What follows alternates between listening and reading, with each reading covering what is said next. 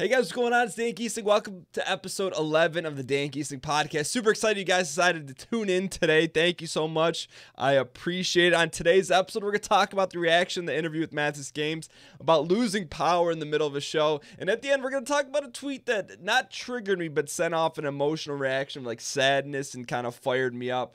And we're going to talk about the end of the show. But anyways, I'm going to jump right into it. Episode 10. So the last podcast was the first time we brought on someone on the podcast to interview them, and the response was amazing. So much so that it's like, hey Dan, you should do way more interviews than solo shows. But realistically, you know, there was a huge amount of feedback. A lot of people watched the episode on YouTube because all the podcasts are posted on youtube.com/Dan Gheesling, and also a lot of people listened to it. It was great to bring on another perspective, to hear someone's stories, what's working for them, and not to mention, you know, Mathis, you know, being, you know, my first kind of online friend that, you know, evolved from there. But so if you didn't hear that episode, I highly recommend it. But it was really, from that experience, I looked at two things. I look at the response, so analytically and essentially a demand for it. By far shattered every other podcast we've done. And the second thing I look at is a lot of the feedback. I don't want to say I was surprised, but I wasn't surprised what the feedback was saying. I was surprised at how many people were saying it.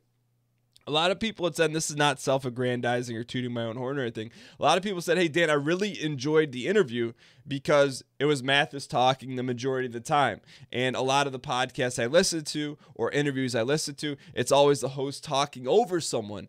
And I identify with that a lot because some of my favorite podcasts, and I really, really like the host, he'll end up cutting off the person, and it's super disheartening to listen to, because when you bring on a guest on the podcast, or you may be listening to a podcast for the first time for the sole reason of listening to the guest, and for whatever reason, I genuinely believe this and have self-identified with it, and I talk about really how important being self-aware is. I think I'm one of the world's greatest number twos in the world, meaning, and I've said this before in the past, I feel like and I've gotten better at it, you know, and I'm working on that, but I don't feel like I could carry a show, but I feel like you won't find a better number two in the world, meaning like I could pull stuff out of people and can make for a compelling interview because I listen, you know, it's actively listening. I think with Mathis, you know, I learned stuff about Mathis that I've known Mathis for 5-6 years, and I learned stuff about him in the last podcast just through actively listening. And I think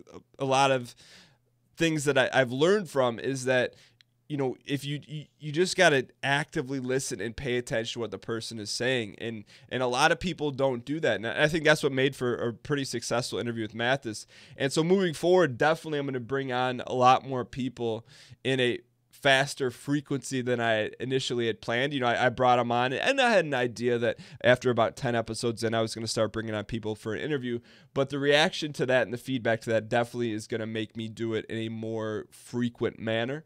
And so, you know, and really it was a pretty seamless experience. And it was my first time using Discord video really ever, but recording Discord video as a means for doing an interview, and it worked out really well. It was super seamless, and I'm looking forward to doing some more of those in the future. If there's some people you'd like to see me interview on future podcasts, tweet me at Dan Gheesling and tag them as well and say, hey, Dan, you need to interview this person. But I definitely got some people in mind, and it's just a matter of scheduling. So that was really positive, and I really appreciate all the feedback and everyone dialing in and sharing the episode. I saw a ton of people sharing the episode, which I appreciate, because the best way, you know, some people say, hey, Dan, you know, how can I support the show? And right now, the best way you could support the show is to share it, right? So if you take a screenshot of it and share it on Instagram or whatever social platform you use, that's the best way to support the show.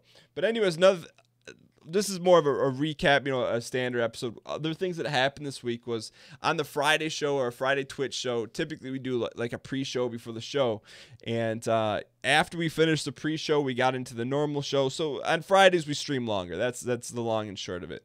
And about 30 minutes into the show, we lost power. And my entire office went black. Everything went out. And I'm like, okay, I know what happened. I got to make a snap decision. And the decision was either cancel the show or find a way. And at this point, I already streamed from about 10 to 1. So what is that? I already streamed for about 3 hours. But in my head, I know people expect to tune into the show Monday, Wednesday, and Friday from 1 to 4 p.m. Eastern, and they expect to see a show. So it was a pretty easy decision to me. It's like, look, either cancel the show or find a way. And to me, it's like, all right, let me find a way to get the show started, to start the show back up. And so I checked the power outage map. You know, I don't know what it's like in your local area, but for me, I can go online, and I went online on my phone and saw, hey, is there a power outage in my area? It said no. So I'm like, okay, something weird's going on. It's out of my control. I don't really want to roll the dice. So I decided pretty quickly, I'm like, all right, let me go home. The show's going to be less, there's going to be less production value on the show, but let me go home and finish out the show and, give everyone that tuned in what they expected to tune in for. So I was super grateful that people stuck around, but what I did is I told everyone in the chat via my phone. I said, hey, look, give me about 10, 15 minutes. I'm going to go home. We're going to continue and finish out the show. And, I'm not really big on excuses. There was a million reasons where you could say, hey, Dan, why don't you just cancel the show? But to me, it's like, it really comes down to a binary thing. Did you have the show or did you not have the show? And things are going to go wrong, and things always go wrong, whether there's audio delays or technical errors. But bottom line is, did you have a show or did you not have a show? And to me, I guess I don't know if it's been hardwired in me or just I've learned over time. So I'm not really big on taking no for an answer in terms of if there's problems, you just kind of grind it through. So I knew in the back of my head bringing the show to my house. So basically I have a computer setup or a stream setup in my house. It's about like half as production value as my one at home. But I'm like, let's just do it and do the best we can. And it was funny because I don't know if people, and I didn't make a big deal out of it. I didn't go this in depth or fourth wall behind it and making sure the show went on. But I feel like people appreciated that because I don't know, I don't know what the majority of people do on Twitch. I don't really care, but I just didn't want to fold things up. And it really kind of led to definitely the single largest subscription day in the history of the show, and a lot of it was a couple people gifting a ton of subs on the channel. But I think ironically enough, the largest subscriber growth day in the history of the show happened during a show where the production value maybe was the worst. And I don't think you can ever figure out or quantify as to why things like that happen. You can maybe deduce, and that's, I guess, one of my jobs as someone who puts on a show and a content creator is, why did this work?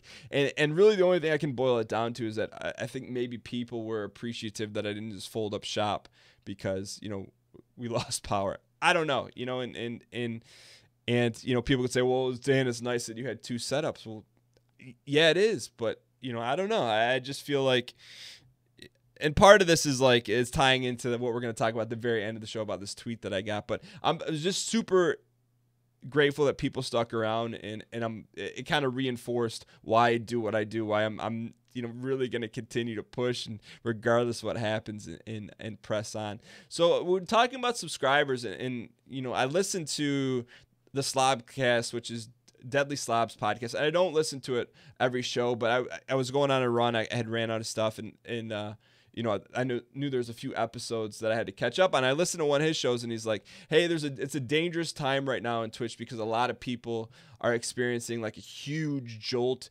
in subscriptions as a result of the gifting thing. So he was talking about the dangers of, people going full time during this time when subscribers are kind of booming. But really make me take a step back and think, okay, hey, look, the way things work on Twitch on the revenue side is you're about like 30 to 40 days behind because Twitch pays out after the fact. So September gets paid in October gets paid in November, et cetera, et cetera. So we're kind of cycling around where like all the advent of gift subscriptions is kind of like the initial hype of that has died off. So my subscribers dipped definitely a bit, and with the cycling of that going through. But at the same time, it made me take a step back and say, okay, look, even the number of subscribers that subscribe to the show doesn't dictate the show, because you guys hear me talk about this every single episode. It's not about the short term. It's about the long term. And I know long term, staying consistent, putting on the best show I possibly can, trying to innovate and continue to build and find ways to connect with the community and continue to build a strong community. I know that'll win long term. So the number of subscribers doesn't dictate whether or not I'm going to stream. But what it did do is it kick-fired me, or it lit my fire a little bit in terms of reliancy on one platform, meaning just relying solely on Twitch to keep everything going. And I think that's good. It's a good awareness, whether you're on Twitch or whatever you're doing online. But to rely on one platform is not necessarily a settling thought. So it really kind of kicked me into gear and saying, hey, look, anything could happen with Twitch. You never know. And this is a recurring theme you'll hear in the podcast. But it really, for whatever reason, it kicked me into gear to solve the YouTube problem I'm currently going through. So let me catch up to speed with the YouTube problem. And I say problem in a good way. I don't mean problem like a thorn in the side, but I look at problems in particular in building, the gaming brand and community as like something fun to tackle and continuing to find a way to make it work.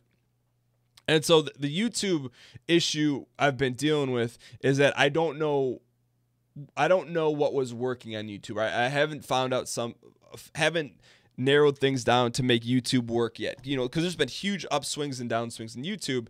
And so essentially what I've been doing for the past 2 months with the hiring of Zane, the editor on the channel, I've just been throwing a lot at the wall and seeing what sticks. And so all this has kind of led me to take a step back and say, all right, look, you got to make a big decision. I really step back and look at what's going on. I was putting up 5 to 6 videos a day, and this is combined with the Mathis interview. We had to talk about it, I think, off camera, about YouTube and what works and what doesn't, or what works for certain people.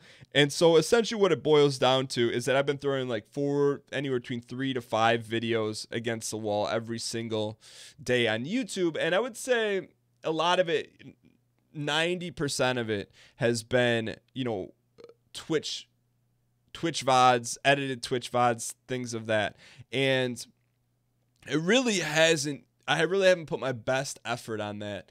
But partly because there's been no direction and what I do is I throw stuff against the wall and then take a step back, analyze, does it work, does it not? And so I'm at the point now where analyze, it's not working. And really, I think internally I made a decision. I wasn't going to play the YouTube game for altruistic reasons.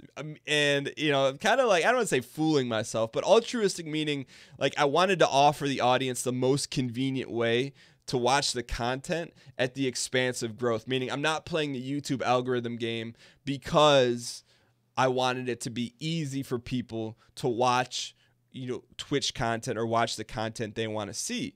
And I got to the point where like that doesn't have to be mutually exclusive. So, and when I talk about growth, meaning playing the algorithm game and kind of niching down. So to take that one step further, putting up 5 videos a day, and let's just say those 5 videos got 500 views each. So for that particular day, the channel had 2,500 views. So let's say that's what I'm doing now. And I think it's pretty close. Versus if I put up 1 video a day and it hit 1,600 or 1,500 views. That 1 video a day hitting 1,500 views is going to help me more on the YouTube algorithm side to get more people to watch the channel, to notify people more about the channel, for organic discovery. That 1 video, albeit it has less views than all the videos for the day, 5 videos by 500 views per day, it helps the growth of the channel. And that's the goal. The goal of YouTube is to continue to grow the channel and to grow the community. And I felt like I don't want to say convincing myself otherwise or fooling myself, but kind of. And once I stepped back, it didn't take me a ton of time to decide, all right, now it's time to start a second channel so I can do both. Both meaning I can offer a place for people to watch the content they want to see very easily, and also have a channel that allows for growth and focus on growing and playing the YouTube algorithm game. And part of me feels like I was mailing it in on YouTube because 100% of my focus, or 90% of my focus, which was on the Twitch show, which is fine. And what really kind of helped me make this decision to start the second channel or made it easier to make this move was the hiring of Zane, the editor. You know, over the past 2 months, he's grown tremendously. I feel confident in his ability to handle the second channel and also help edit things on the channel one. But I just feel like now it's going to provide both of what I'm looking for, both what I know needs to be done. Have a channel that offers growth and have a channel that offers a place for people to watch what they want to watch, how they want to watch in the easiest way possible. So to kind of break it down for you simply is to make the focus as simple as possible is now I'm going to have 2 YouTube channels. My main channel, youtube.com/Dan Gheesling, which is going to be focused on growth, meaning that the video that goes on youtube.com/Dan Gheesling, starting I believe on November 1st is what we decided. They're going to be YouTube exclusive videos. So they're not going to be Twitch VODs highlighted. They're not going to be, Twitch VODs at all. They're going to be things like a single Escape from Tarkov challenge, maybe a Red Dead Redemption fishing video, first look at, and I guess to take it one step further metaphorically, it's like an experimental lab. It's where I'm going to throw stuff against the wall, see what works. It'll be a wide range of games, probably within the same genre, same feeling. I'd say when things were kind of buzzing a little bit on YouTube, I was doing like a Tarkov video one day, I was doing a Star Citizen video one day, I was doing a World of Tanks video, but just trying a bunch of different stuff and seeing what people liked. And so that's the main channel. And then the second channel is going to be the Let's Plays, the Twitch VODs. It's going to be more like the library or the Blockbuster or the Netflix, where people can, if they want to catch up on the Red Dead Redemption series, which is the first series I brought to the second channel, which you can find at dangheesling.com/second channel or channel 2, whichever you guys prefer. They will all lead there. But it'll be the Twitch VODs and the Let's Plays.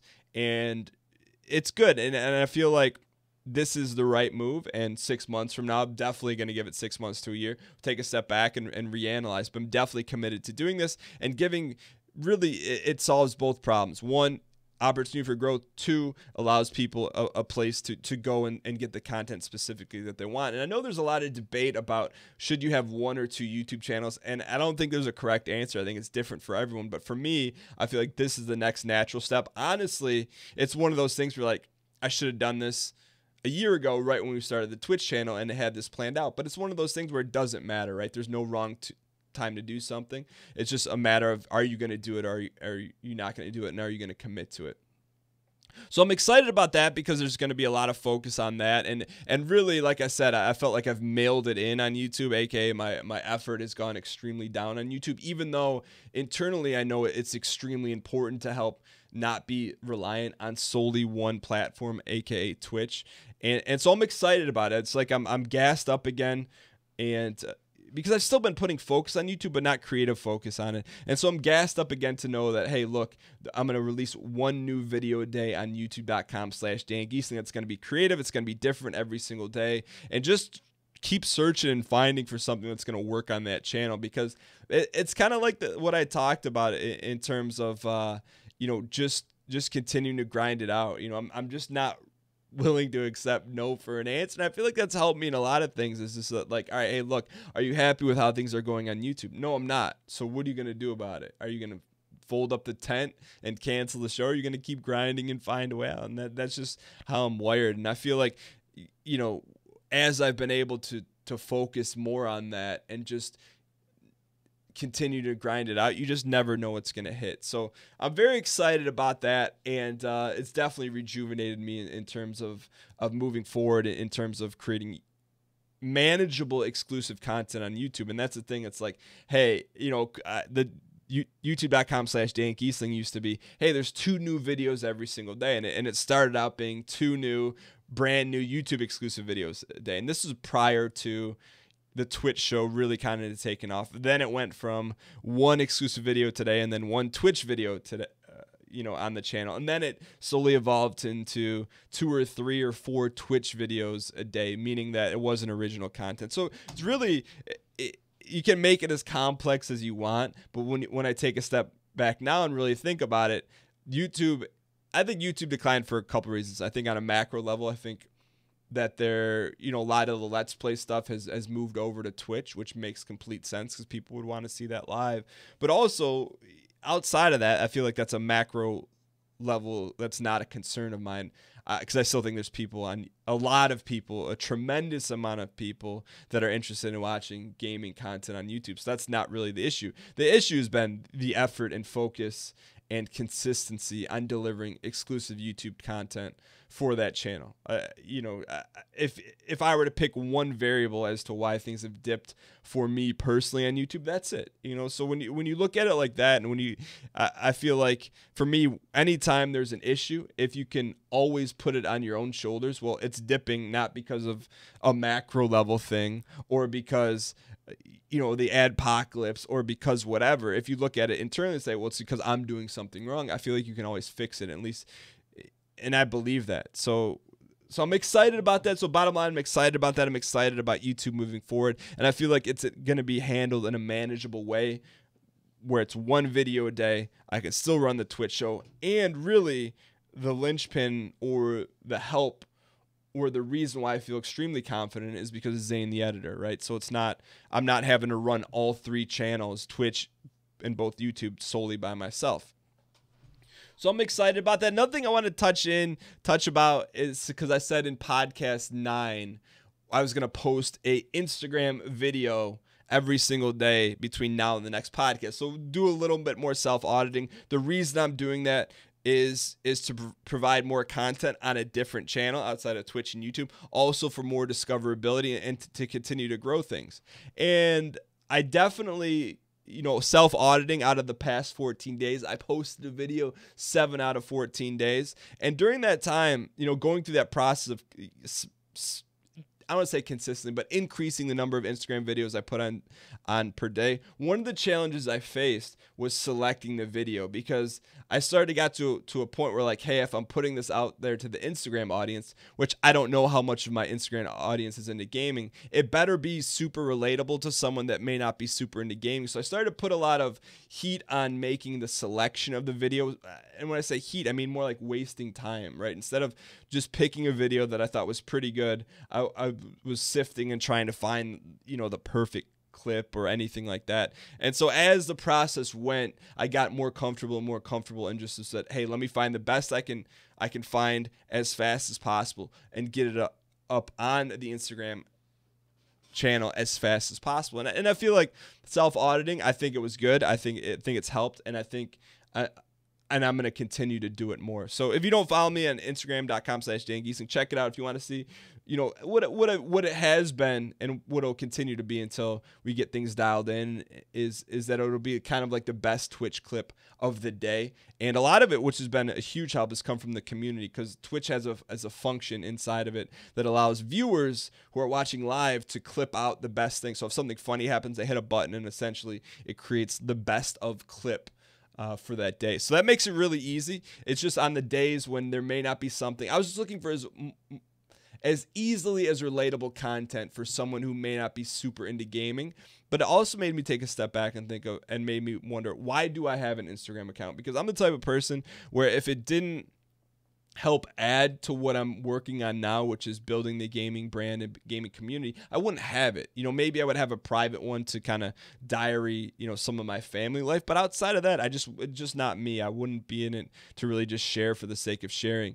So part of me, and I flipped a switch in my head where it's like, I don't necessarily, I'm aware that I want to not make my entire Instagram be 100% gaming, because I know there's people that follow me on there just from Big Brother and for other things. So it's really just kind of continuing to find a way to put relevant clips on there and also break it up a little bit with some personal content. And I always feel like Instagram is a little bit of a way to check out behind the scenes, definitely with my Instagram stories. That's how I view it. It's like Instagram is still focused on gaming, but if you want to see a little bit behind the scenes, that's the place I do it, in addition, to here on the podcast. So the last thing I want to talk about in today's podcast is a tweet that I sent out, and I don't know if it triggered someone or whatever, but essentially, with all this stuff, I've decided that I'm going to start putting, it started with Zane, and now it's moving to the web development. I'm going to start putting, a lot more money into the growth of the channel and the audience and things of that nature. So I sent out a tweet, and I'm looking to hire a web developer. So the tweet, essentially, to recap the tweet I sent out, it says, I'm looking to hire a web developer, have my website redone. It's a paid job.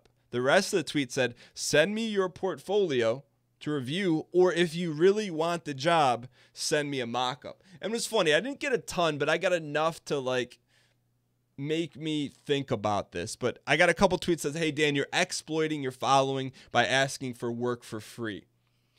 And in my head, like, people were upset, and they have a right to their opinion to be upset about, but I 1,000,000,000% disagree that it's exploiting people. But to give you insight into how I operate and how my mind works, like, my mindset is, if you want a job, go get it. So if I had 10 people respond to me and say, hey, Dan, you know, here's my portfolios, and the 11th person sent me their portfolio and was like, hey, Dan, here's a mock-up I did in 60 minutes. Guess which person, if everything else equal, guess which person I'm going to hire and pay for the job. It is how it is. I look at life as a meritocracy, where the more you do, or the more effort you show, or the more desire you show, or you go above and beyond, the chances are that person's going to get hired. And I've done this before myself. Like, I've done videos for a job or a gig, and I've got ghosted, and I went above and beyond. And, you know, sometimes I shot like a 30-minute video, edited it down, and, you know, for different gigs. And it's like, you don't get the job, but I'm like, at least I gave it a shot. And yeah, does it hurt? Of course it does. But at the same time, like, I learned stuff through the process. I learned through the editing and what could I have done better and things of that nature. And, you know, whether, you know, and I think this is just how I operate, and it's been helpful to me. So if you're listening to this and you're like, well, how could it be helpful to me? I think whether you're looking to get a job in the gaming industry, or whatever you're looking to do, you want to work for an insurance broker, or you want to get the teaching job, whatever it is you want to do, think of what everyone else is doing and take it one step further, right? So say that, you know, you're applying for a teaching job at a school you really want to teach at. Everyone's going to go in with their teaching resume and blah, blah, blah. But maybe you go in with a tailored lesson plan specifically for the school that you went above and beyond, and you learned what their curriculum's all about. And you did something extra. You did something a little extra. And that may be the difference in you getting your job, and it may not be. But, you know, for another 60 minutes, 2 hours, 3 hours of your time, if it's something you really want to do. Now, you know, it's acting, for me, it's acting on the assumption that maybe someone really wants to work with me and work closely with me to do this website. Maybe people don't. But if it was me, that's what I would do. And, you know, to take it one step further and to give you guys a real life example of it, is that's how I hired Zane, the editor. I sent out a tweet and said, hey, you know, I'm looking to hire a channel editor. I got a bunch of people that applied, and I had, I think, 3 or 2 people send me a specifically edited video down. So it came down to Zane and someone else who sent a specifically edited video for me for free. And he almost didn't get the job, but his work was a little bit better than the other person, and the communication was there, and it worked. But if Zane, the editor, just sent me his editing portfolio, I can tell you 1,000,000,000% I wouldn't have hired him. It just is how it is. And people may not want to hear that. And you may hear this and say, well, Dan, you're asking an artist to work for free. No, I'm not, because it was a paid job. But it's about putting yourself in a position to be successful and going above and beyond.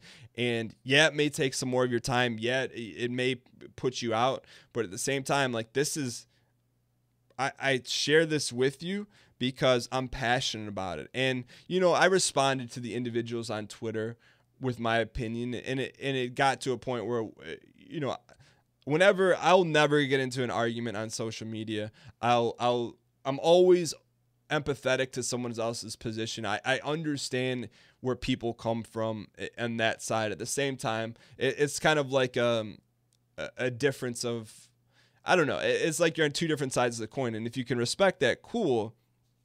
But I just felt so passionate to share this with you because, to me, it's a mindset that's helped me get a lot done. And you're going to take some L's doing it. I've taken a lot of L's, you know, and I look back and it's funny because putting together the second Twitch channel, I've had the second channel forever. It just wasn't used. I think it was from like 2011 or 2012. It was just a place where I dumped videos. Nothing was published, but one of the videos was I put this video together to be a community manager or something at Twitch. This was, I don't know, like 4 or 5 years ago. I had to edit all this stuff together and really kind of sell myself in it. And I didn't watch it, but when I saw it, I'm like, this is the perfect example of what I'm talking about. I didn't get the job. I put in a lot of time in the video, but in the hindsight, I'm like, well, number one, I'm glad I didn't get the job. And number two, because it was a totally different time in my life. But anyways, like, I did everything I could possibly to get the job. And I don't know. I just don't want, to me, that's like a mindset that's helped me. And if you're on the fence, or I just wanted to share this with you because if you saw that tweet exchange or you were confused or anything like that, I'm just sharing with you because it works. It's kind of touches on what I said earlier in the podcast. When I approach things and if there's an issue or a problem, if you approach it where like, look, it's all my fault and I can find a way to fix it. And at the same time, it's like, if you want a job, it's on you to go get it. And I don't know. It's been successful for me, and I feel like it's a way that you can continue to, if there's things you want, like if you want a job with Blizzard or whatever, those are hard jobs to get into. But you even see things with like, the example that comes to my mind is Star Citizen.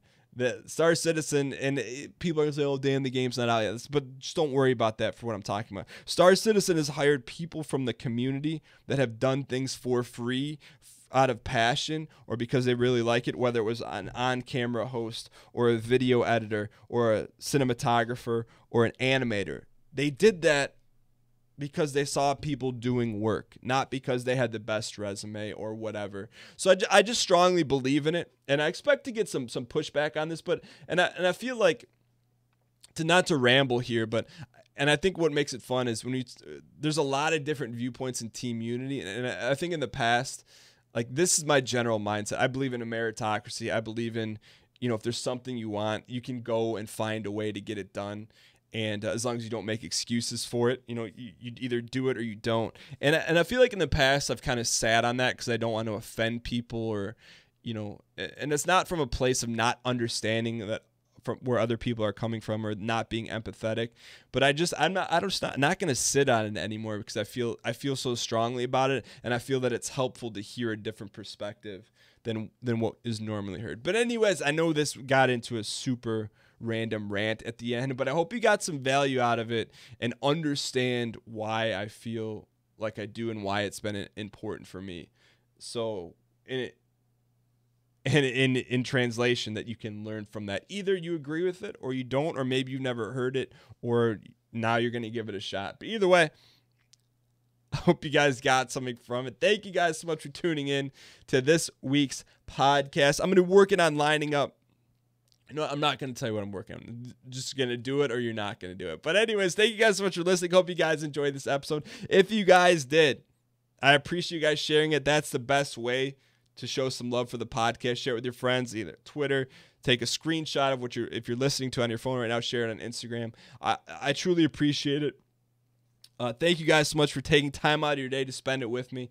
And if you ever want to check out the live stream or the YouTube channel, it's youtube.com/Dan Gheesling for the now exclusive content starting November 1st on. So you'll find one YouTube exclusive video per day on the channel. And also if you go to dangheesling.com/second channel or channel 2, it'll take you to the second YouTube channel. There isn't like a vanity name for channel 2 yet because I think you have to earn it at some point, or there's some metric you need to hit. And also we go live on Monday, Wednesday, Friday, 1 p.m. Eastern Standard Time, twitch.tv/Dan Gheesling. Thank you guys so much for listening, and I will see you guys next time.